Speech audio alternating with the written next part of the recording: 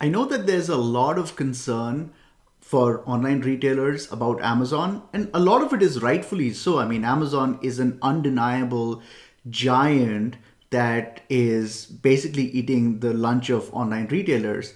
And but I want to there are a couple of things that I want to point out. I think in this video, I'll just talk about one aspect of that we really don't have to be scared of Amazon. There are a couple of things that I think about. First of all, thinking about the competition, while you have to be realistic, it's kind of impractical because if you chase the competition, it's like you're a dog chasing your tail, and there's no positive outcome that can come from it. The other thing to consider is that Amazon is so huge, which means that every time a company is really big, it has systemic disadvantages. And so, as a retailer, we need to kind of really, really focus in on what our strengths are and what the competitors' weaknesses are so we can get the most value from it.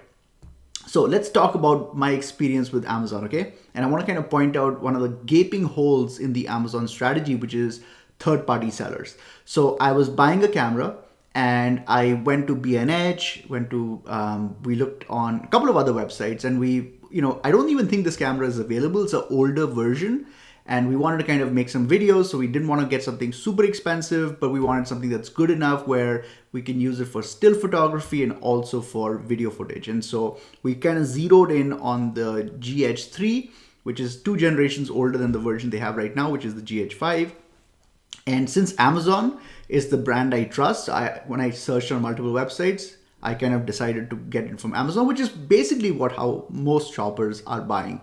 Now, when I came to this page, I read the description, and we read the kind of features and everything, and it seems like, in fact, this camera was recommended by my employees. So it was something that, he said, I have this camera, it's a pretty good camera, just go ahead and buy it. And we kind of, we looked at the description, we even scrolled down, and we looked at we didn't really scroll down too much. We kind of just generally looked at it. And I'm going to have you look at this as well and tell me if you can see anything over here that is problematic. And so then, based on that, I just went and placed the purchase. And after a day or two, and I give a lot of credit to the seller because they sent me an email, and what they basically said was that, hey, this camera is Japanese only version. And so the menus on the digital display are in Japanese and they won't be in English. And, just FYI. And I'm going to actually show you that email. It says, thank you for your choice. It says, this camera is Japanese display menu on the menu screen. You cannot change the display language to English. You cannot do that. If you cannot operate with only Japanese display, you can download a PDF. And again, it says if you do not have any problem with the Japanese version, it is wonderful. Well, this is a really big deal breaker for me. I'm here in the US. I certainly don't speak Japanese. And, the idea of, even if the probability of me changing the menus, because I'm not a power user, is really, really low, the fact that I can't even use it, depreciates in my mind the value of this camera. And so immediately I went and I said, I want to cancel the order, and I was able to do it.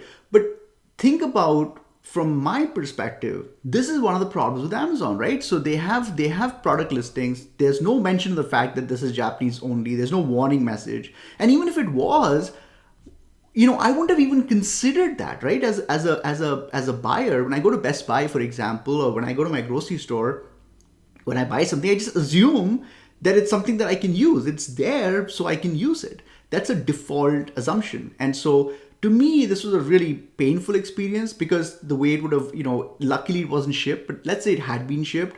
Now I kind of have to go through the pain of returning the item and all of that good stuff. And, and it kind of erodes my enthusiasm about Amazon. And this is not the first time it's happened to me on Amazon. So I just wanted to make this video, again, not to knock off any seller. I think the seller has done what they could do, and I think they've been very forthright with it.